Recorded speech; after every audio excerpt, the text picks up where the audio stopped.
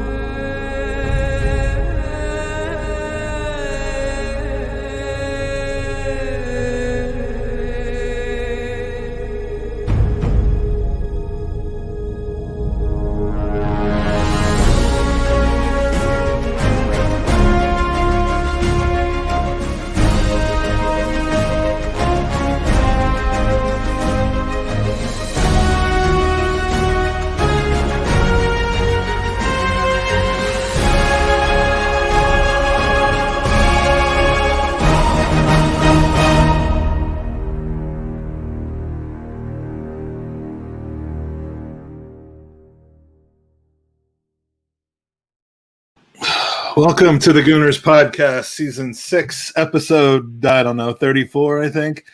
I've just noticed something new that I never noticed before about our intro video, Owen, which is the part that says, "and really great journalists." I never noticed that in the bottom right, there's this little arrow that says, "and Tom." I've never seen that before. Oh my God, it's hilarious. It's the one contribution that Andy's made to the pod in the last, 2 or 3 seasons. And there's like little Easter eggs in there that are just fantastic. And I just literally, for the first time in like 10 episodes plus a 24-hour podcast, that I noticed that. But so yeah, I mean, people tune in for the intro, and then the numbers just go down the tubes. Joining us again are 2 people who actually did join us during that 24-hour podcast. The amazing journey and experience that was. Ryan Rocastle, thank you for joining us then, and thanks for joining us now. Nah, no problem. Always seems like our Monday night chats are after some pretty dire situations, so why should this week be any different? Unfortunately, sir.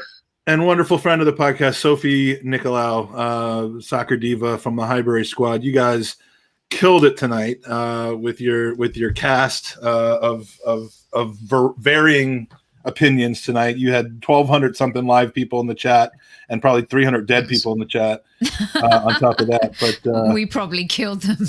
Yeah, I mean, but it was a good show. Oh, I mean, look, people are passionate at this point, and we want a variety of opinions. So if you're at the end of a very long day where you've started at the height, you started with Sky Sports, and you're ending with us. So I couldn't kind of like Arsenal. I couldn't think of a better way to end my day. And also, can I just say that intro reminds me of my film industry days where, we'd be working and the execs would say, "Come on, let's go. We're going to show you a film. You got to come see this. It's a sweeping epic." And then, you watch it and you're thinking, but it's so epic. You know what I mean? Like, it's fantastic. It's so kitschy. It's like, if you could put that up for an award as well, I'm voting. I always just think it would be so funny, like, some poor American kid or wherever he's from, some poor kid on Twitter thinking, "Do you want to know what? I'm going to watch an Arsenal podcast." And he tunes in for the first time, sees that intro, and then sees our 2 faces. That intro, they're like, "Oh my God, this is going to change my life," and it does change their life, but not in the way that they thought it was going to change their life. So. Hey Ryan, how are you? I'm good, Sophie. Yourself? Yeah, I'm good. Yeah, well, I mean, life's good, but football life is not. Yeah, that's true. Oh, and how you doing, man? We're gonna have 2 separate podcasts. The top and the bottom podcast. It's like CFAX. Elysium. It's Elysium. Yeah. Well, it's like CFAX. Tune into 301 if you want Owen and I chatting with each other. Tune into 302 if you want Sophie and Ryan. Everyone's going to 302, but can we just say that this podcast? I mean, we're in a very delicate day. We're 2 days after just one of those break you down to the core type of losses, and we're 1 day away from one of those break you down to the core deadline days. And there's rumors swirling, and people changing clubs that aren't us, and there's people not changing clubs that are us. Can we just not like really go over that game yesterday in painstaking detail? I think we did that enough on the post-game open mic show. We lost. It sucked. We sucked. It's just not something that should be happening at this level of football for any team. I don't care how many people are missing. So let's start with the good news. Owen, Willian, when the best thing happening on your team is that your worst player just decides to leave and do us all a favor, that's peak Arsenal right there. It is. It's absolutely. And I think Willian probably sort of embodies everything that has been wrong with this past year. And look, I'm not going to sit here and lie.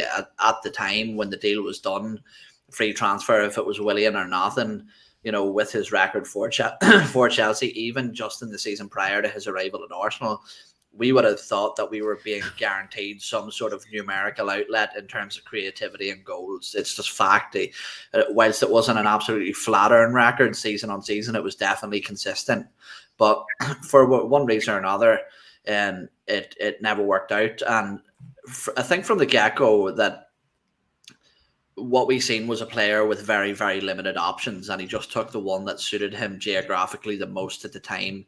Whether his heart wasn't in the move at all and he wanted to remain at Chelsea, I'm not sure. But look, one thing we can all, I'm sure, agree on is that Willian's stint at Arsenal was massively underwhelming. Arguably, some would say the worst transfer in Arsenal history, and we signed a guy that was almost paralysed, and he got us to the FA Cup final, though. He did, yeah. Good old Kim. Yeah, no, but look, one thing that you sort of have to tip your cap to is the fact that a player of his age, of his profile, in the modern game, has seemingly torn up his contract, if the reports are correct, to get a move back to Corinthians, which weren't even his desired destination. And what that tells me is that his sole purpose for the remainder of his career is to seek out somewhere that he will get the most game time and be appreciated the most as a player. So whilst this time here was bad, I can only sort of tip my cap to the fact that he took that sort of personal financial hit to not only benefit himself, but Arsenal as a club too. Now, here's an interesting concept. So at least one person in the chat doesn't believe the PR spin that he is actually walked away from the contract and thinks basically he's got the Mustafi and Ozil deal. Is there any chance they would just out and out lie about that? This is the Arsenal. They never lie about anything. I do love a conspiracy theory. And right now the club cannot afford bad PR, can they? Do you walk away from that kind of money just like that? They had to give him something. There's no way you walk away from that kind of contract. But if he did, kudos to him, because other players before him have hung on and clung on for however long just to make their six-figure income. It was, and Owen's right, the most disastrous. I don't know if you said it was the most, but one of. Do you reckon they tried to include Hector Bellerin on loan with him as part of the negotiations? I think the deal broke down when they tried to also give away Hector Bellerin. Yeah, I think right now they take a Big Mac and fries for Hector Bellerin, to be honest with you. It's that bad. But yeah, no, Willian was a disaster. I mean, he was never happy at Arsenal. It was indicative, his allegiance was to Chelsea. And when he left Chelsea, he lost his mojo. And that happens to a lot of people. Sometimes you're in a job and you think you're moving over because the grass is greener and you're offered more money. But really, at the end of the day, it doesn't work out sometimes. And that's what happened with Willian. Willian only became a hateful figure at Arsenal because Arteta kept playing him when he was garbage. If Arteta hadn't done that, people would have been like, yeah, still angry about the transfer, but he became the pin-up boy for everything that was wrong with us last season. And sometimes he deserved it, and most of the time, yes, but there were times where we're so desperate as fans to find answers to why we've fallen so far that dodgy transfers and players who don't perform when they're earning that kind of money become, target. Or maybe Willian just wanted to be closer to them Brazilian steakhouses because we know apparently, Sophie, he likes to eat a lot now, right? I mean, he looked like me after 2 weeks in Greece. So there was a little bit of the old Greek beer belly going on there, wasn't there? Let's be honest. So Ryan, you're closest to the headquarters. Did he take money to leave, or did they just rip up the contract? Because there is a good point. So it's said to be by mutual consent. That does not mean that he's not getting paid, I guess. what I'd say is I don't think he was on. I don't know where this 20 million seems to come from the fact that he was on 240k a week, and I don't believe he was on that much money. So I don't think he's quite ripped it up in terms of that. But I do think that, you know, you have to say there's reliable journalists reporting that there has been some. He's certainly not getting paid what he would have been entitled to, which I think you have to give him some credit for. But I agree with Owen and Sophie. It was a really, really bad transfer. It just felt like we were trying to cut shortcuts with that transfer. Trying to get, you can't say about a youth project and then give a 30-year-old a 3-year deal. Like the same thing with David Luiz. I feel like those decisions that we said we were doing for, those decisions we made go against the whole, youth project feel to it. And the only positive I'll say, just because a lot of things are negative at Arsenal right now, the only positive I will say is I'm glad we didn't try and give this a whole, let's see how he does in pre-season, news, fresh start kind of thing. I'm glad we just straight away said no, that's done. Yeah, I mean, it is literally the one thing that has gone right. I think is that we've cleared out some additional wages that could potentially be spent on someone else. Not that we're likely to be signing anybody tomorrow, but now that we've dealt with the positives, let's go to some other categories. Owen. This is my bread. This is my bread and butter, man. You give me whatever you want. And do you want to know what? Before you crack on there, actually ask in the chat, which I love, and I think he's a fellow countryman of mine. He always asks me, "Oh, can you blow smoke into the camera?" And I do this week upon week for him. And now I'm starting to think, am I feeding some strange sort of internet? This is like a foot fetish thing, isn't it? It's like I really don't know what's going on the other end of that camera. So I'm going to hold fire this week. Ask, it's nothing personal, buddy. It's just I feel kind of violated and objectified. So sorry, Mike. Go on.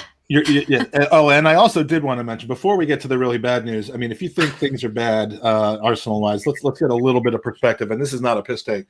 I want to send out our warmest thoughts and prayers and hugs to all of the Gooners and pretty much everyone else out in New Orleans right now, dealing with Tropical Storm Ida, which was Hurricane level 4 Ida. And New Orleans God love the people that live there. I mean, we know so many, Tiff and Sean, her husband, Fredo, Steven, Jill, Allie, Eliza, everyone down there that's got homes and businesses and careers that are in jeopardy because of this storm. We're thinking of you. And I know they're kind of spread out mostly in Texas and Florida because they evacuated, but I forgot to say at the top of the show before I got started with my stupid jokes, as Sophie liked to call them yesterday, the heartfelt thought that we have going for them. I loved on your. Well said, Mike. Well said. When you did so kindly send people to our post game show yesterday on Saturday after your post game show. Were they depressed? Did they want to kill themselves? You were at the end of your rope. You're like I do just want to remind you to go over to the Gooners pod. Oh, yeah. They're doing their thing. Michael probably makes some jokes, probably dumb jokes, and try to make you laugh. And I was like, that's kind of thank you, I guess. But it was I had to laugh at it because it's exactly what I had planned. Yeah, it was tongue in cheek. Oh, he caved. Look, he did it. He did it. He made me feel guilty. That was for Owen, though. That was not for you, asked. All right, so let's talk about Ainsley. Ainsley Maitland-Niles. The saga, I mean, it started for him on the training pitch at Boreham Wood with his mother coming onto the pitch or getting in an argument with somebody.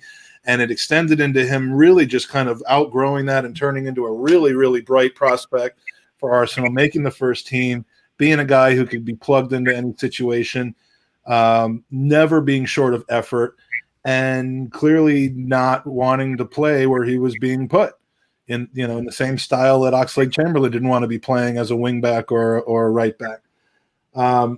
loan spell at West Brom went as all Arsenal loan spells at West Brom appear to go, which is garbage. And now there's a whole question as to supposedly he came back at the beginning of the transfer window or the beginning of the preseason and said, okay, I've learned my lesson or whatever. I'm ready to play fullback for you wherever you need me.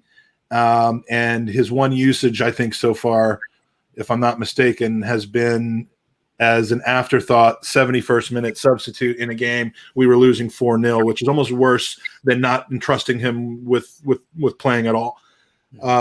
So he comes out on social media and pretty much forces the hand and says, okay, I want out. I just want to be loved.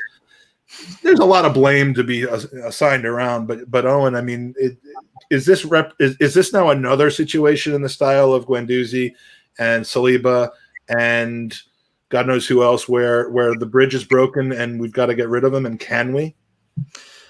Yeah, it's funny actually. I seen a poll on Twitter, which is a lovely place. You should check it out. I seen a poll on there earlier, and somebody asked, "Is Ainsley a very good player being mismanaged, or a mediocre player kicking up a fuss?" Essentially, that paraphrasing. And for me, it's neither. For me, it's very much it's a mediocre player being mismanaged. I don't think he's up to the required standard that Arsenal need to make those steps back towards the top 6, let alone top 4. But it doesn't take away from the fact that his situation has been entirely mismanaged and quite frankly, embarrassingly so. This is the second time in the space of a year that Ainsley's come out publicly and made statements such as this one. And for me, not only with Arteta, but with Edu as well, they seem to me like they really, really struggle in the man management side of things. That when you look at players like William Saliba's situation was handled absolutely terribly. Matteo Guendouzi was handled absolutely terribly. And now Ainsley Maitland-Niles has been handled absolutely terribly. And although you can probably pick flaws within their characters and pull up reasons why they maybe were deservedly treated quite bad, he hasn't shown me the ability to put the arm around anybody yet and extract the best out of them, even if they have flaws within their character. Some of the biggest players that we've seen, Ian Wright, whilst he was younger, dealt with his own demons, and if it wasn't for senior figures putting their arm around him and steering him in the right direction, God knows where he would have ended up. Thierry Henry was one of the most egotistical footballers you'll ever meet in your life, but Arsene Wenger channeled that in the right way, and it was used as a strength. And do you want to know what I think that? And you like this, Mike, because I think that this could be the final nail in the coffin for Mikel Arteta. Yeah, I get it. There's going to be more building analogies that come out of this. It is, yeah. Well, do you want to know what it? Just while we're on that, I think Mikel Arteta is just above his level at the minute. He's just hitting above his level, and really, what is happening at the minute is fan pressure is really just driving the screw in. So, for me, it's if you didn't see the last podcast from last Monday, he did like 4 different analogies, and they were all like construction related and building walls and stuff. So very good. I like the callback there. That's Thank you, Mike. That was very well done, Ryan. I mean, Owen's just mentioned, a very good example. Ian Wright having some people put their arms around him and kind of help him along, and there is a number of people. There are a number of people who clearly are not satisfied with the way their Arsenal careers have gone for one reason or another. Can they all possibly just be immature and lashing out, or is there a systemic problem that we really have to start looking at? Because the common denominator in all these things is Arsenal, and it's becoming Arteta. Yeah, I do. I definitely hear what Owen's saying, and you do think there is a pattern repeating. There's a really good point when you think about Saliba and Guendouzi. I will say that the players, I just feel like when Unai Emery, when he left, I definitely gave him a lot of the blame as opposed to the players. And this time around, I'm more cautious to these players. You know, we talk about wanting to change a bit of the culture at the football club and stuff like that. For me, I know, judging by Twitter, a lot of people will disagree with me. For me, Ainsley Maitland-Niles was totally out of order to go on. So that's not the way. I know I'm quite old school in that approach, but for me, that's not the way to go about whatever problems you may have had. This, you know, when he went on loan last year, he said, correct me if I'm wrong, but he said he wanted to play more in central position. Not that he wouldn't play in right back, but he wanted to play more in central positions. This was he made that pretty well known. He made that pretty well known. So that was 7 months ago. So now, sort of 7 months later, now I saw David Ornstein, because I don't go on Twitter all the time, but I was on it today because obviously it's near the last day, and I knew I saw David Ornstein tweet something like, he's made it known, it's clear that he wants to play at right back since the start of the season. And I was just thinking, that's completely different to what you said 4 or 5 months ago. So there's definitely some flip-flopping between him and his position. I know a lot of people think he's the best right back at the club, which I probably do agree with. Having said that, the best right back performance that I've seen from a player in recent years has probably been Chambers against West Ham a couple of months ago. I think a real part of the reason, kind of going off point a little bit. But sorry. Anytime you say Chambers, I just look at Sophie for a reaction. I think the real part of what's happened, why we started the season so poorly, is because 3 players who last year, when they played last year in different times of the season, looked at least okay or, you know, decent. Cedric, Mari, and Chambers have started the season so poorly, and obviously that's created this clamour for something different. But I personally believe that none of the right backs are good enough that we've got at the minute. They're all they could all do a job for a few games, and then their flaws and weaknesses might come out. It's the poo-poo platter of mediocre right backs. Yeah, I just thought that should have been a priority position for this window.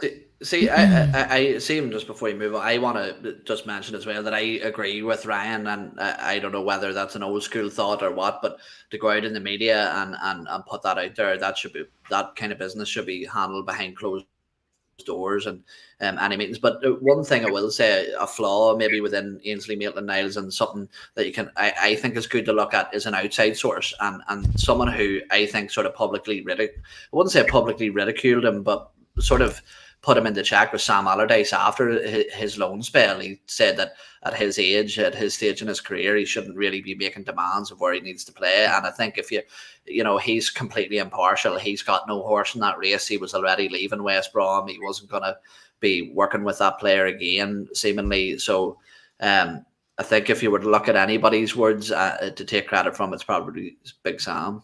Yeah, and so one of the things I was going to say, and then Darren put it in the chat, is I don't get the sense, and for a while it was almost purposeful. We know Arsene used to really kind of keep the ex-Arsenal players away from the club in every way, both other than those that were actually on the staff, like Steve Bold. But I mean, we heard stories about how players would want to kind of get more involved with the current locker room at the time and the dressing room, and they really weren't allowed that access. But do you think that someone was in his ear, someone with Arsenal credibility, someone with football credibility that wasn't his coach or his director of football, could really kind of give him some advice, not through the press, but personally? I mean, are we not surrounding the players with role models about Arsenal enough? And is that the problem here with Mainsley? Can I just take a step back, please? Yeah. Callum Chambers was the best player on a relegated Fulham team. Yet he gets so many love coupons as the best option at right back with fans. Ramsdale was on a relegated Bournemouth team and Sheffield United team, gets killed by fans, right? So let's get this straight. Chambers, Holding, El Neni, Kolasinac, Bellerin, these players are garbage. Not good enough. And we keep watching the same movie, and I've given this analogy, maybe not on your show, Mike, but I'm going to go for it one more time, because those Saw movies after the first one are rubbish.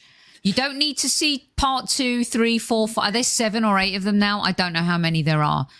I don't need to see Kolasinac. When I hear people say, yeah, but we've got to put him in the shop window. No, don't show him in the shop window. It's not going to help you. Just sell him. And we are continually doing the same thing over and over again. And some people will say, well, who are you going to play then? With all the, you know, Gabriel's out, Ben White's out, Ben White is out. We had options.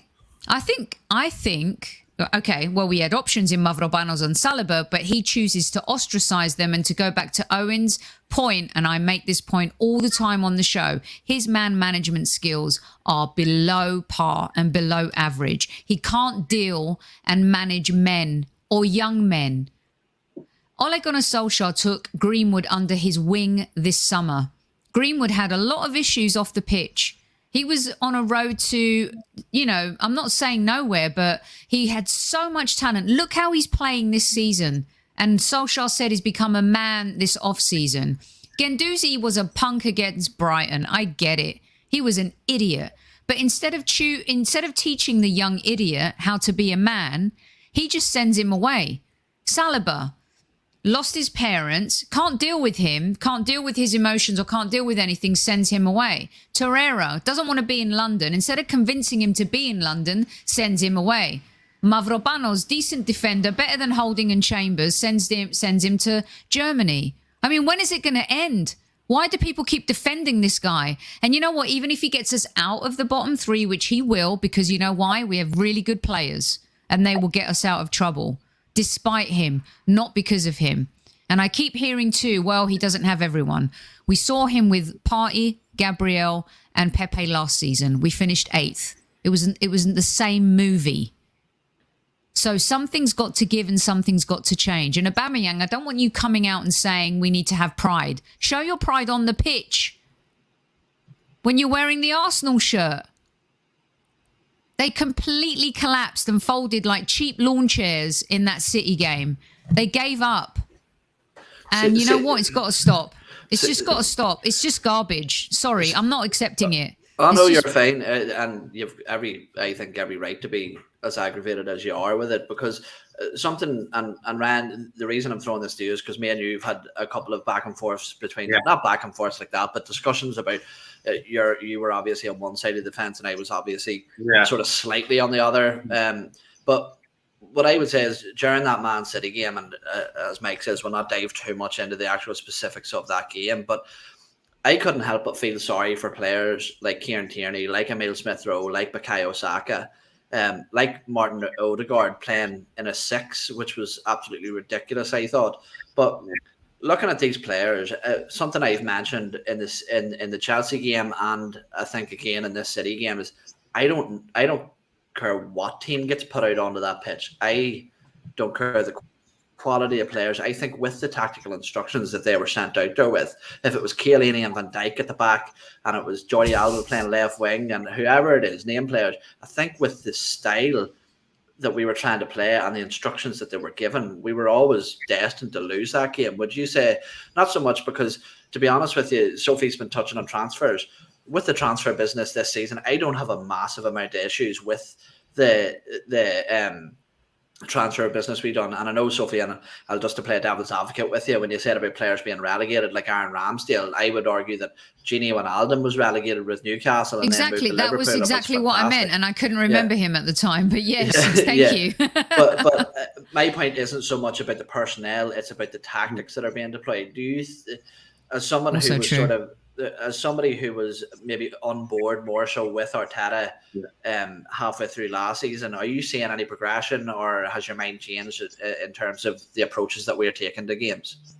No, I'm not seeing the progression that I wanted to see. I still, I think I said last time I was on here, I still would give in 10 games into the season after a pre-season. I probably might shorten that to maybe 7. Well, you know what his 6th game is. Yeah, no. I think it's been Derby. An extremely alarming start.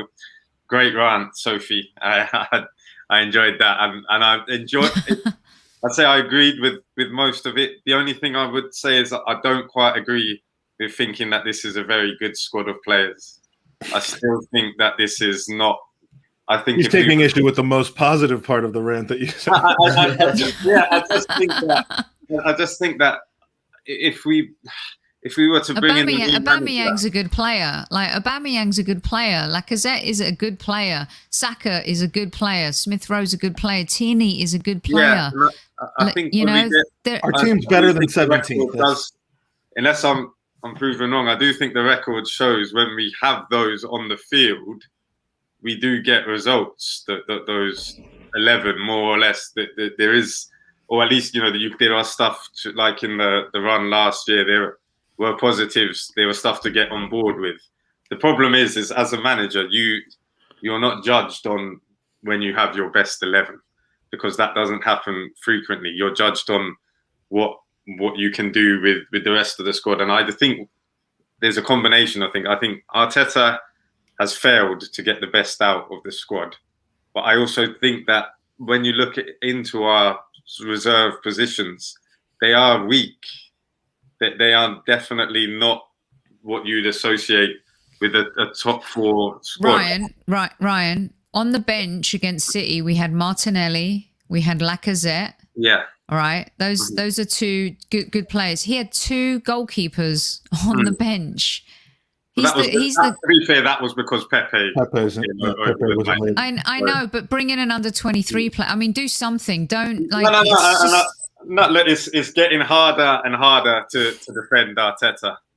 There's no doubt. And if he was to leave tonight, he could have no complaints. The only thing I'll say is I'm just not convinced that Arteta goes, and long term, not short term, because short term a new manager I think would get better out of these players, but long term I think we'd start to see what happened under Arsene Wenger with these players. The key for me, right, is Freddie Ljungberg. One of the key, and I've said this to Owen before. Look at that team that he played when he knew it was his last game at Arsenal against Everton, and he was basically sending out a message to say, A, the players aren't good enough. B, the culture around the club isn't good enough. And I just think that if you just change the manager again, without looking at some stuff that might be deeper than just the managers, you might end up getting similar-ish results come 12, 18 months time. And take a quick second though, because I want to circle back. I haven't put any comments up because I've been wanting to make sure to put in. Tom's in a very generous mood today. Been high on the super chats, and we certainly appreciate that. We will take the proceeds from that and roll it into Gooners versus Cancer as we always do. Owen, please stop with the props, except for the smoke. So he's got the fetish as well, and we will absolutely do a live show when we move down here. I was saying on Tom's podcast that when we first started doing podcasts or came up with the idea, I was listening to on iTunes a couple of podcasts that I happened to find on there. One of them was John's from Miami. The other was the Gulf Coast Gooners did a podcast. And I mean, this is back when there were only like 2,000 podcasts now, instead of the 12,000 that there are now. But I actually enjoyed that a lot. So we gotta get back into the game. We'll do it. I'll be a neighbor. He's in Tampa. I'll be down in Sarasota eventually, if the world doesn't end before then. But thank you, Tom, for your generosity. You've mentioned, Ryan, short-term coach bump, but Arsenal clearly don't want to keep making short-term chops and changes.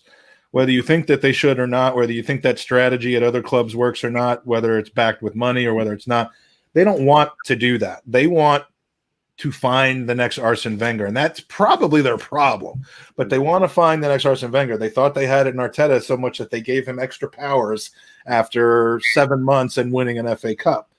in unique COVID-based circumstances. But if you're like me and you think Arsenal will not pry away a contracted manager from a club like Graham Potter, for example, or somebody like that, and that they're basically just they're going to hire somebody when somebody becomes available, most likely over a summer, who do you replace Mikel Arteta with right now? And that is not me saying that he shouldn't be replaced. I'm actually asking for suggestions, because I looked at a list of coaches who aren't currently contracted with anybody, and it's Gennaro Gattuso, who I actually would be interested in seeing.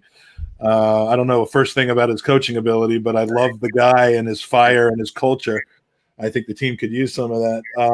Claudio Ranieri, and then, of course, Eddie Howe. But, I mean, there's not a lot of options, and I'm sorry, but Antonio Conte's not coming to Arsenal. Yeah, no, and I agree with pretty much all that. What I'll say is I'm going to say another positive thing. So, it's crazy considering where we are at the minute. Per Mertesacker. I do think that the transfer market that we've had, that it does allow for a new manager to come in and be on the right step, if you know what I mean. So that's what I quite like about what we've done in the window. Whether you agree with the personnel that we've brought in, I think the profile of the players mean that if a new manager were to come in, we haven't got people, I'm really happy we didn't go for like Coutinho's or try and get Griezmann's. I know people might disagree with that, but I'm glad we've gone for younger players who have potential upside. Whereas if you look at it, right, okay, Arteta goes in 4 or 5 games, you come in and you say, this is where I do agree with what Sophie was saying. You look at it and you say, but there are positives we can get out of this squad. And I can get them playing in my way. For example, Potter at Brighton. I actually think you're right, Mike. I don't think they're going to get someone, and I certainly don't think we're going to get someone in the middle of a seat or whilst the seat. If we were going to get someone like a Potter or Brendan Rodgers, I think it would have had to be in the first week of the pre-season, so he could come in, have a pre-season, speak with the. I just don't think we'll pay the compensation required to have them break their contract. No. I mean, even just pay the coaches that we've sacked. I mean, for all we know, we're still paying Arsene Wenger. Yeah, but that this is another part of the reason why I'm willing to give Arteta another month or so, is because my personal opinion is the managers that we'd be trying to get to the club are very much the same what Tottenham tried to in the summer, and apart from the ones that they were going for really strongly, all ended up staying or not wanting to go, and I think we'd have a similar issue. So yeah, at the minute there's no one that stands out that I think we could get, and that does influence my sort of opinion on giving Arteta a few more games. So if you look at this from like a business perspective, you could say, well, there are distressed assets. There are companies that are just run poorly but have all of the things you need to be successful, and someone, a corporate raider or somebody could come in and say, I can make a diamond out of this lump of coal with my own expertise and a little bit of extra hard work from the people around me. This is a good opportunity to turn a loser into a winner.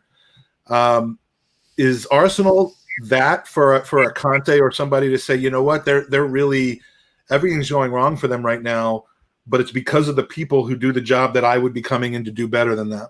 Or do you look at it and say, as long as this team is run by the people that are running it, no player, no staff member, no coach, no contract negotiator can possibly make it any better? And why would I want to stay a million miles away from that club? I mean, what is Arsenal as an opportunity to somebody right now, like a Conte?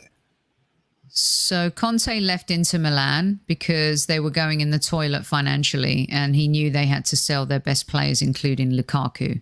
He left Inter Milan because of that. Conte is a manager that likes a big budget. He's Pep Guardiola, he's Mourinho. They want the cash. And unless he comes in with a written affidavit that is signed by Jesus Christ, he will never come to Arsenal. He needs 300 million minimum to come to the Arsenal to spend. And that isn't going to happen unless the Cronkies bite the bullet and say, you know what, screw it. We're going to roll the dice. We're going to play spin the bottle. And if it lands on Conte, we'll give him 300 million. So the reality is, for me this summer, I wish we would have gone for a Christophe Galtier. You know, he was magnificent managing Lille to a Liga championship this season, managed some really good players too, and really smart. You know, that kind of coach, that's the type of coach we should be looking at. Him, like a Ten Hag, that type of manager that can come in, knows how to work with players, manage players, has the experience to really coach some players up as well. But at this point, that's got to wait until the summer, though. No, they're not sacking him. He's not going anywhere. It's not going to happen. I don't even think they would sack him if we lost at the North London derby and we drew against Norwich and Burnley and had 2 points. And I don't think they'll sack him. I really do not. And that, I think they're going to give him until... They'll sack everyone else around him. At least October, November, right? Because now it's a stubborn thing. We've worked with entrepreneurs. They're very stubborn. They've given them 140 million. And what they're saying to them is, you get me out of this mess. I gave you this money to spend. You get us out of this mess with the players you chose to play for this club. And I think that's what's happening. Because you pull the trigger right now, you guys are right. Who comes in at this point? Maybe Mertesacker takes over the team for a little bit until you find someone else who might get sacked from somewhere else. If you want Graham Potter, you're going to have to pay Brighton a heavy, heavy sum. Eddie Howe is the type of manager, people may laugh at that, but he took Bournemouth from obscurity to Premier League football. He knows how to roll up his sleeves and work. We need someone who's going to grab this club by the arse and take it and build a culture. And I don't want to bring this up, but similarly to how Tottenham were absolutely irrelevant and Pochettino came in and he turned everything around for them. That's the type of manager this club needs. It needs a new DNA, a new culture, and an identity. Who are we under Arteta? I don't know. Do you know? I have no idea. I really don't. Wayne Shaw is available, and I am working on getting him to the Arsenal. God, look at me with hair. God, that looks ridiculous at this point. You were clinging on at that point. Let's not lie. Yeah, I was absolutely clinging on. Yeah, and the truth is, we're only 9 points behind the number one team in the league. All right. So here's the scoop. Here's what I believe. I believe if this was, take the Brentford game away, if it was City and Chelsea, and we're 0 points. You said like every Arsenal fan last season with the first half of the league. No, but what I'm saying is the Brentford game has made this all so much worse. Because as Arsenal fans, we never had any expectation to beat Chelsea under Tuchel, different under Lampard, even though we did beat Tuchel once last season. We never expected to beat Manchester City. We're useless up there. We haven't won up there since 2015. So you add Brentford in the mix, that's where the sky started falling. Because, haven't been in the top flight for 70 years. And so now you've lost to the champions of England, the champions of Europe, and the newly promoted team that hasn't been there for 70 years. And it just makes it all so much worse, right? But in reality, it's 9 points, it's 3 games. There are still 30, my maths, I'm always been rubbish at maths. 35 games 35 games to go. By the way, that's for maths. So, Owen, are we? Is it a good thing or a horrible thing that we now have 2 weeks in an international break? Our players, some of them, go out. They join up with, let's say Odegaard now goes up and meets up with his buddy Eric. Erling. All of our other players that are clinging onto their international slots go over and to talk to their happy teammates who have been snapped up by the PSGs and Man Cities and Chelseas of the world. And I mean, is it going to emphasize how broken things are at Arsenal, or is it going to be like a flush and then we come back and we just take out our anger on Norwich? I think it's an awful time to go on break, but maybe I'm wrong. It's funny, like you can just imagine poor Martin Ødegaard on his way into the Norwegian camp and just going, "Up for fuck's sake, lads! You'd never believe what I've just See done." the look on his face, like when they were all standing, and to their credit, when they were all clapping the away fans who had supported them through that mess, Ødegaard just looked like I hope I just dreamt this. I didn't just actually come here permanently, did I? Yeah, no. It's look, the international break. I think for us fans, it's coming at probably a good time. As much as I think it's absolutely ridiculous to have an international break after 3 games into the season, and when we're just coming off the back of a major international tournament, it's just absolutely ludicrous in my opinion. But for us, it's good because we get a bit of respite. We get to go away and not let Arsenal destroy our week or weekend. But for Mikel Arteta and the players, speak for yourself. Yeah, I think it's an absolutely horrible thing for them because as we all know, maybe from playing sports or whatever we do, is that if you suffer a defeat, the best thing you could do to cure that is get back in there and get another victory on the board. The unfortunate thing is, whilst to see what Sophie, my sister-in-law is called Zoe, Sophie, what I see what Sophie's saying about the taking the Brentford game into account is what makes it seem so bad. And I'm sure that Sophie will agree with this because I'm pretty sure I've heard you say this as well. It isn't just about the results or the points tally; it's the manner in which you get there.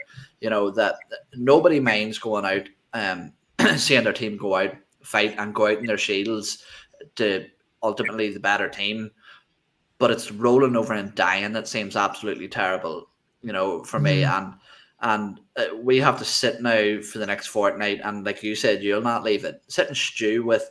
I don't know whether you want to pull up the starting 11 against Man City, but I can't get that out of my head. Every time I look at it, I go, "What the fuck is this? What is that?"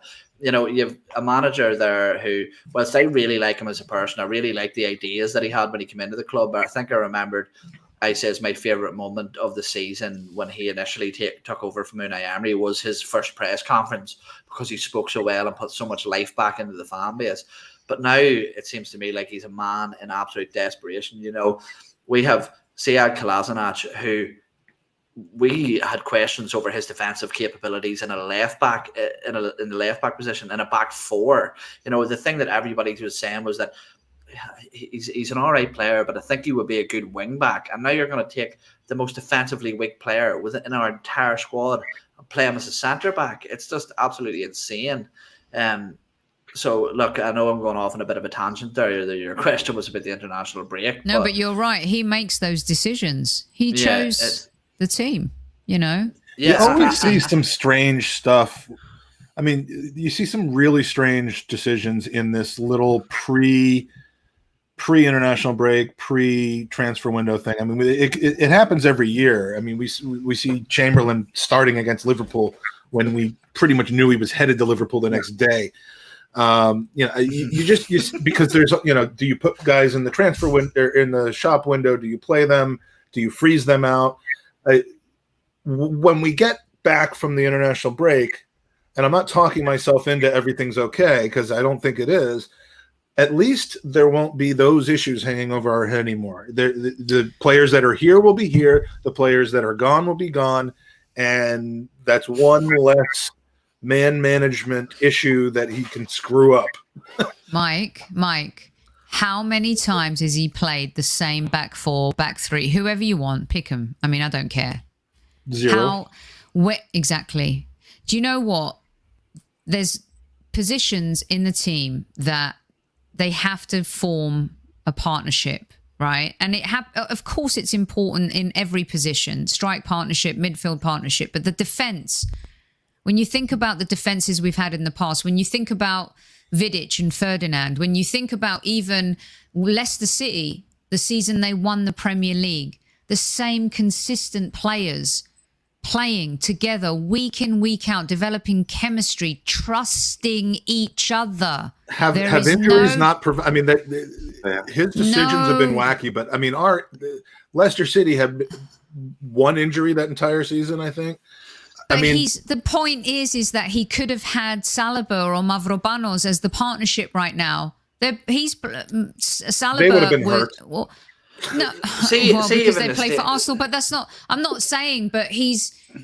We're so short. We've left ourselves short. Everyone was laughing about David Luiz, but we kind of miss him. How great would it be to have had him playing against Man City at the weekend? I mean, seriously, better even options than what we have now. We could have gotten 2 red cards. See, even just to steer away from the personnel Oh, thing God. again, I think what we're all getting at there is and again, But personnel's important, Owen. Yeah, I but mean- what I was going to say is, for me, when I mentioned earlier about Kolasinac playing there and the likes of Sambi Lokonga being left out and Martin Odegaard being played out of position, really, these are all signs that we see from managers that are under pressure, desperation acts from managers. But Ryan, I'm interested to get your take on this because, as you said, you're someone who's pretty old school.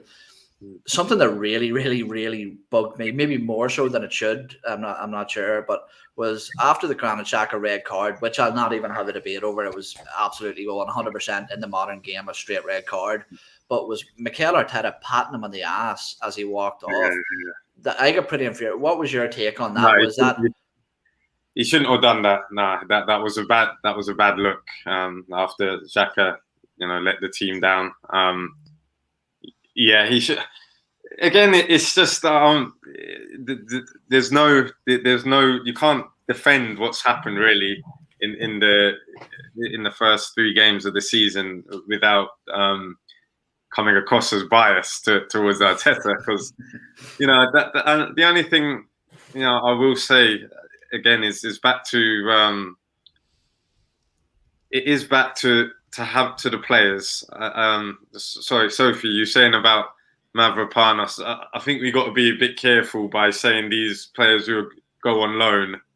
Then I remember people said that about Nelson when he was on loan at Schalke. I think it was. He looked really good. In players who come sort of on loan and do well, and we expect them to go sort of into our team and be perform well. Even Chambers, I think, did okay. I just put that to Absence makes the heart grow fonder, and absence makes the Arsenal's loanees play better. Mavropanos scored at the weekend, by the way. I'm not saying I've not seen enough. So of did him Guendouzi. But and Saliba almost got one too. Sorry, Ryan. I think the short list don't for wind the up Ballon d'Or this year is going to be people who we loaned out or gave up on. I'm seeing that. But that I get what you're saying, but at the same time, you have to be able to really understand and realize your talent. And my point is that he doesn't try to nurture any of that talent. And he also, I understand that we have injuries and he has to plug and play, but he's learned a little bit of arrogance from Pep about square pegs in round holes. Yeah, there is no doubt about that. Yeah, but if it's a square peg that doesn't fit in a round hole, he has 2 other players with round holes that he can put into the round hole. So, and Arsenal don't have that. I was trying to make that not sound perverted, but nothing I could do would prevent that. I mean, he experimented against Manchester City. Yeah, you don't do that. You don't do that. You don't do that. Oh, and I'm glad that you brought up the point. It was on my punch list of things to talk about.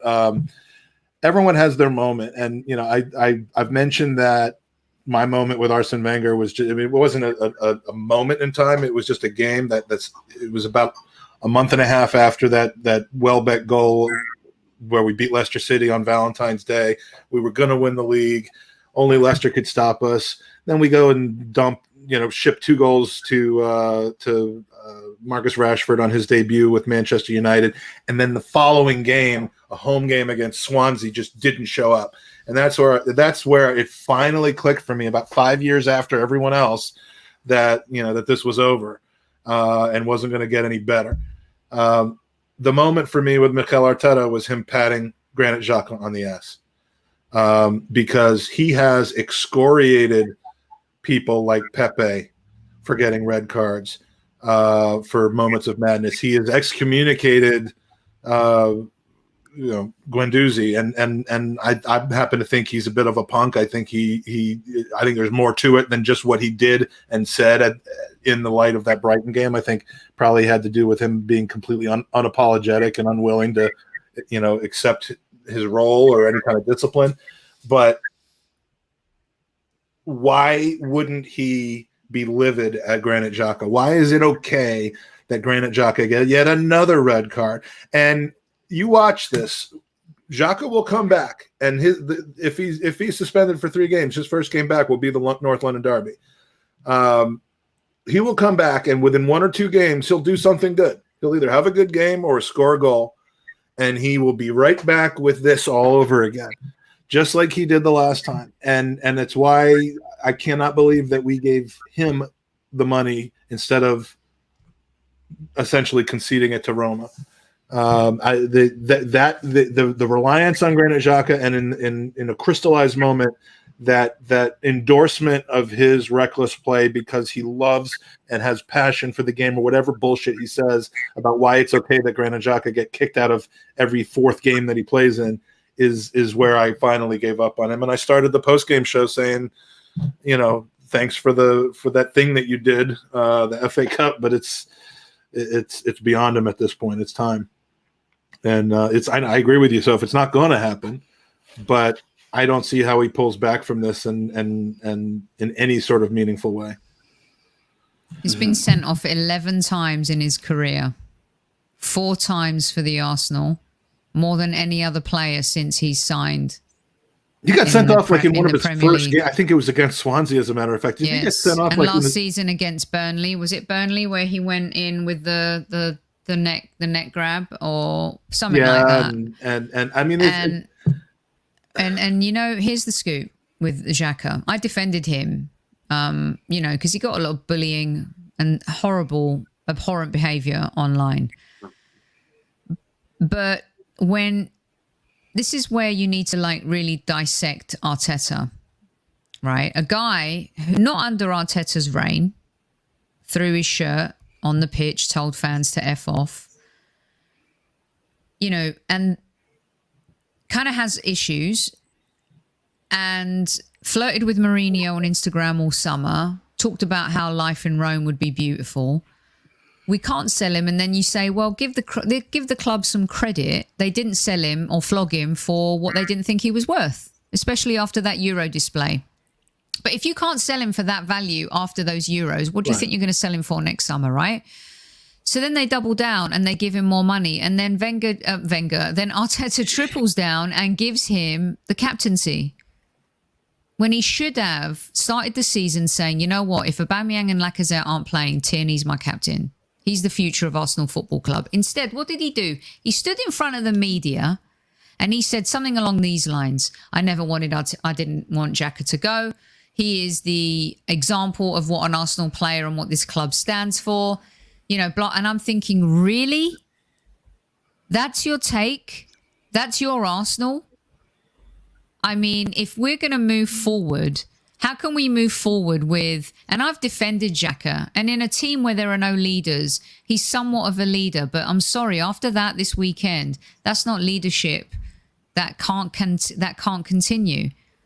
And in my ideal world right now, I would have Lokonga and Partey as the midfield partnership, not Xhaka. So giving him more money and then playing plays like Kolasinac and Chambers and Holding and El Neni and these guys, this is his time. He's fighting for his job. What is he doing? I'd rather lose with under 23 players in certain positions. If we're going to lose like this, at least they'll fight for the badge and the shirt and put in an effort.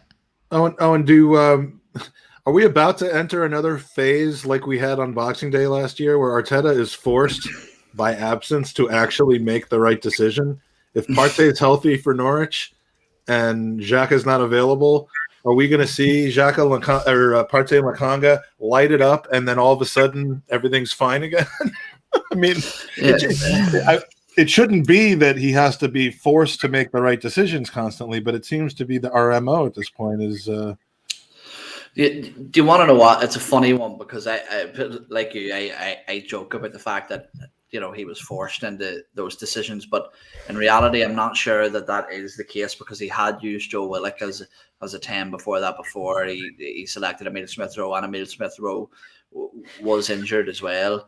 But look, whether the partnership is going to be forced, I think that it probably is going to force him to have that central partnership of Lokonga and Partey. And don't get me wrong, I do think that will give us slight improvements in terms of mobility and how we press and recover the ball in midfield, especially against some of the sides like Norwich and Burnley.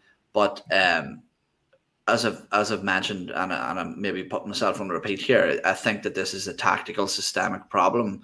I don't think that the way that I described this was that it was like me when I was 5 years old playing FIFA. Play down the wings, spam crosses, and it's that there's no plan B. There's no willingness to play the ball through the centre of midfield. There's no variety on either wing. And for me, the way that I said this was, football is a fickle game. People's mind changes that fast. Again, repeat myself here, but it wasn't so long ago that Man United were down beside us being laughed at, and Ole Gunnar Solskjaer was an absolute clown. It wasn't so long ago that Chelsea were in absolute shambles under Frank Lampard. It wasn't so long ago that Liverpool had won the Premier League title and the Champions League title within 2 successive seasons, and now they're not even being considered as title challengers this season. So, and the player that I throw it back to was, look at Luke Shaw. 2 years ago, he was being laughed at as this overweight left back who was completely below the level required, and now look at him. So I think when you look at some of the players that we have, and we're casting judgment saying that the squad is poor, and whilst I agree that it is poor in comparison to Man City or Chelsea's, I don't think it's poor to the level that we're seeing now, and the sort of game plan that they're carrying out on a weekly basis. I don't think that that's their natural ability. I think that they're probably being micromanaged to the point where it's actually dwindling out any creative freedom or expression. And I think that that's maybe what you might get from a new manager. The best thing that could happen to this team, in a sense, is in an attacking sense, is almost that the brakes are taken off, and they're just let go to play football and not micromanaged so much. But if that happens, Owen, you do then have to accept the flip side of it. Could end up being like Emery in the end, where you go Watford and have 30 shots against you. Oh, that game! All I'm saying, look, I can't. I think anyone who's defending Arteta based on the facts here have just lost their mind, because there's no real reason for it. All I was just saying is that I don't think with this group of players that we're gonna have a decline that the fans are gonna be expecting. I think short term it will definitely get better, but I think long term there's bigger problems than just Arteta. Mm-hmm. But we had one shot against Man City. Yeah, and it was before anybody actually woke up and turned the game on. Too. Oh yeah. Like, they keep telling us we had one shot, but I don't remember there being one shot. That was so we're going to ask one more question, go around the horn with it, because we are going to try to wrap up early. I mean, who needs to hear another half an hour of people talking about how bad we are? I will miss, when we get better, I will miss Owen saying purr as often, because I mean, we're getting that like 9-10 times a show right now, and I gotta get like a cat purring gif or something like that up. But it's one of my favorite Owenisms. Has Arteta, in your mind, lost the dressing room? Because for me, that's where you can't even know. It doesn't matter who the players are. It doesn't matter whether they're the reason. When you've lost the dressing room, you can't replace the dressing room. At one time, you can replace a coach. So, Ryan, I mean, in your view, has it happened? Is it starting to happen, or are they still behind him as it seemed like they were last season? I don't know. I'm not told. I wouldn't say. I don't know if he's lost the dressing room, but I don't think they're fully behind his ideas. Do you think there's been a shift in that, or do you think it's the way that it's been and nothing really has changed there? I don't really know, Mike, because when our players speak about Arteta, they speak about him quite glowingly, other than those that have left. You look at even Martinelli, who was, hardly played last year, who I thought would be quite annoyed, said in the summer, we've got one of the best coaches. So I don't know if they've. I don't know, but I think maybe that they're not quite as strong. But yeah, great point from Ketsu for Kev. We'll find that out in the next 3 games. I think that's very super good. Kev. He just WhatsApped me. He's listening, and he said that Xhaka is an expensive liability. Which I he's a completely lot of agree things. with. Expensive and liability are 2 of the things that he is. We'll find that out in the next 3. I think that's a great way to put it. Yeah.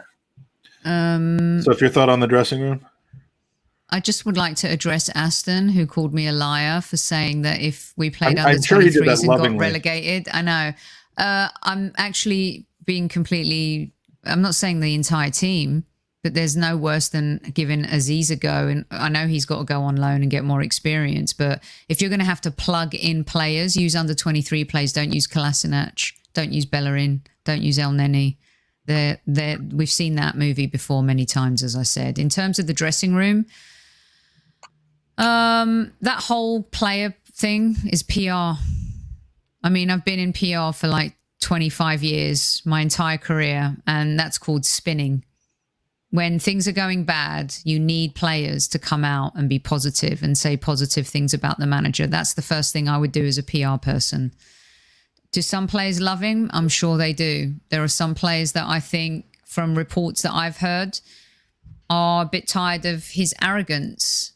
I'm hearing about screaming matches at Tierney over things where Tierney was covering for Kolasinac and he's yelling on the sideline to Tierney. And look, no player should be above being criticized, but these are the people who are your biggest backers. If he's starting to go at them. Right. Look, at the end of the day, Arsenal Football Club should not be bottom of the Premier League. That is a ghastly image for any fan to have to look at. It made me want to vomit yesterday. I text Mike and I said, Mike, I don't know if I can talk about it. I mean, it's like I wanted to throw up when I saw that. Now, so what have you done today? You've been on every I've been show. talking about it. I know. But I love my team. I don't care. I love my club. And whoever wears that shirt, I will support them. But Arteta has to put them in a position to compete and to play and not confuse them and change things all the time and be desperate. And that's what I fear, what Owen said earlier. It smacks of desperation now. And all I want is for us to be competitive. When Kevin and he asked me, what do you want from this season? I said one thing, I just want to be competitive in the Premier League again. If anything else comes after that, great. Let's start there. I don't want to have games where the NBC studio is just taking pity and aghast at how far we've fallen. I don't know if Mike, they're still doing that. How many memes have your mates sent you since the weekend? I'm over it. I mean, half of my cousins are Tottenham fans. It's brutal. we need to end your this cousins now. are sending me memes. That's how bad things are going. Oh, and has he lost the dressing room? We'll finish off there, and then a couple of thank yous before we head out. Yeah, I'm not sure. I think I would say that there's probably a split. We've heard from players like Pierre-Emerick Aubameyang that there's apparently a crisis meeting was supposed to be held today or tomorrow. So that's never good. I don't think I've ever heard of a crisis meeting being held and the situation end in a positive I heard they had way. one, but he was late for it. yeah. No, but do you want to know what? One thing. That was for you, so. Top shelf shit. Yeah, no, but look, if there's one positive to take out of it, and yes, Ryan, get your camera out. I'm going to give a positive here. I think that it's good that players like Kieran Tierney, Emile Smith-Rowe, Saka, whoever you want to come out, Gabriel Martinelli, and talk in that light about Mikel Arteta, because to me, it's something that players don't have so much. And it's part of the reason, whilst they disagree with Super Kev on some things, it's part of the reason why I love his view of football. And it's that players should have a sense of responsibility for the manager. They should feel like they're letting the manager down and it's their job to go out and right them wrongs, and that this poor fella is suffering the consequences of their underperformance. And for me, that's what Kieran Tierney and Emile Smith-Rowe and Bukayo Saka are doing when they come out and preach about how good Mikel Arteta is. But it's players like Aubameyang that goes hiding from the fucking camera crew every time that there's a loss. And I was shocked he gave an interview after this one, because it was the first time I've ever seen him give an interview after a loss, especially one like that. Yeah, but look, as much as people like Tierney and all feel that responsibility, it dwindles slightly with every punch and every blow that they receive. It gets less and less enthusiastic week on week, and eventually that dwindles out, I think. And what we're starting to see now, I think more so in that Man City game than I've ever seen from some of them players, was just the enthusiasm being drained out of them. And maybe as Kevin Ryan said, the next 3 games are going to be so important to see how they come back and react. Well, I think we're going to see a lot of what the squad actually thinks of this manager, because as we've seen with players or managers like Sarri at Chelsea and Mourinho at Chelsea mainly because they're an absolute bunch of fucking idiots. But we're going to see whether the players want to push him out or whether they want to try and fight to keep him in his job. Yeah, and I think that Norwich game is going to be. I mean, that there is just such a wide variety of what could happen from. I hope we win that game. From getting back on track to, and I bet you there are a lot of people who hope we don't. And I'm glad that. I know that that's not you. I know that's not you, but we got to win that game. But if we don't, anyone is wishing that we lose a game just so a manager gets sacked, I'm sorry, you do not love your club. That is unacceptable and garbage behaviour. My old saying to people like that, Sophie, and you can take this for the Highbury squad. This will be Kevin Campbell's catchphrase. It's use a toaster as a bath bomb. There you go. You can have that. Well, there's a meme. There's one to come for us. Another GIF, for sure. And I get it. Kev's all about like the players. I get it. And I saw his message, and he's been saying today all day, like, this team will get that manager sacked. You know, and they got Emery sacked and they got Wenger sacked. But, I mean, at some point with Wenger and Emery, you saw some type of performance on the pitch. All right, with Emery at the end, you didn't really. So, yeah, I don't know. It's just tough. I think it's really hard right now. I think it's both sides, manager and players. And that's a terrible recipe. It's something is rotten. Something is very, very rotten. So, but it's never rotten on the Gooners podcast. We'd had a great conversation with great people tonight. Somewhere between 60 and 90 people in the chat, which is great for our little boutique podcast. And no cards brandished. No cards brandished. I want to thank Ryan and Sophie for joining us today. Owen for clearing all the pool balls off of the table.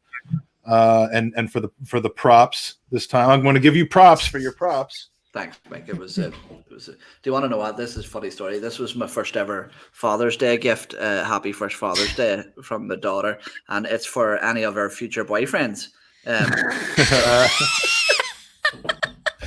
Nice one. So, Kev broke some neck. You're going to crack some heads. Come on. I mean, seriously.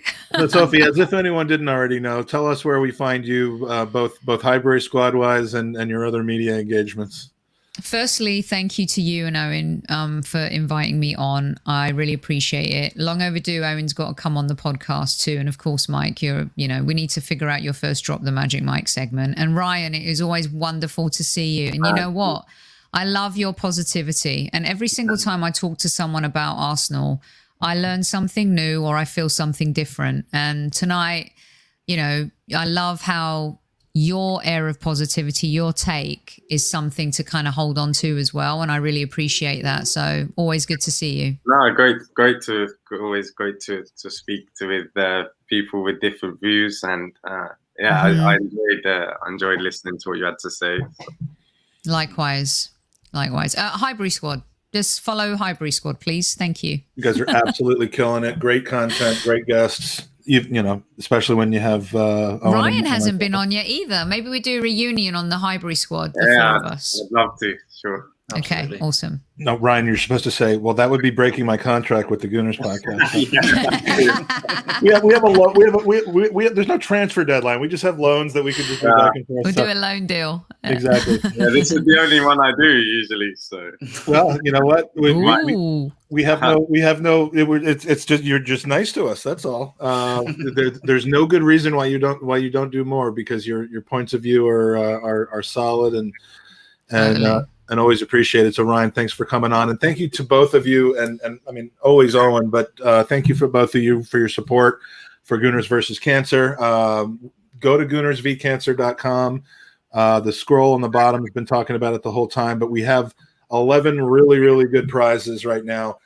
There is a prize that's probably going to have to wait till next year, or it's going to be its own thing. I have just gotten confirmation of it today that it is coming in. It's something I've been dreaming about being able to offer. I will Oh my God, what is it? tell you more in due time, but it is something that is extremely important, something to me. It's something that does not exist, as far as I know, anywhere else. And it's something that we'll be offering, but we're going to offer it in a way that it gets literally it needs to get $10,000 of total bids on some sort of raffle because this is so good. So in any case, stay tuned, but come give your money to charity. Try to kick cancer, and all the money goes to the Leukemia and Lymphoma Society, and you can win great stuff. So check out goonersvcancer.com. And we're going to play out with the promo video that we have. So if you would like to watch it, please do. Sophie and Ryan, talk to you later. Owen, Yes. thanks a lot. And come on, you Gooners. It's got to get better. Hey Gooners, this is Alan Smith. This is Kevin Campbell. Lee Dixon. Colin Lewin. This is Gary Lewin. Charles Watts. Dan Potts. James Benge. Danny. Tom from the Gooner Talk here. Ryan Rocastle. Simon Collins. You may know me from the Evening Standard. You may know me for my time at Arsenal. You may know me from Arsenal or even the Highbury Squad. I'm a Birdcat Wonderland. Being that physio sat on the bench next to Arsene with my rubber gloves on. The former Arsenal physio. The Emirates Press Box, from writing, from Twitter. From goal.com, from Twitter, from YouTube. Football is the beautiful game and it brings us all together. Sometimes there are things even more important than wins and losses. And yes, even transfers. Every 30 seconds, someone in this world gets diagnosed with blood cancer. The Leukemia and Lymphoma Society works towards curing blood cancers And provides support to families currently dealing with these diseases. Gooners vs Cancer was started in 2017 by a lifelong Gooner who lost his father to leukemia way too young. Over the last 5 years, Gooners v Cancer has raised over $50,000 for the Leukemia and Lymphoma Society. And we need your help to match that in 2021. Every donation helps. Every donation helps. Every donation helps. Every donation helps. No matter the size. And every donation enters you into the Gooner raffle, where you have a great chance to win amazing Arsenal prizes, including game tickets, stadium tours, signed men and women's shirts. And maybe a retro signed shirt by yours truly, Lee Dixon. Me, yours truly. Yours truly, Super Kev Campbell. So much more. It's easy to take part. Just go to www.goonersvcancer.com and donate directly to the charity. Pick the raffle prizes you want to enter to win, and wait for the drawings at the end of the campaign. Again, that's www.goonersversuscancer.com. We all know that victory grows out of harmony. Victory grows out of harmony. Victory grows out of harmony. With your help, we'll be victorious against blood cancer once and for all. Thank you for your support. Thank you for your support. Thank you for your support. Thanks for your support. Thanks for your support.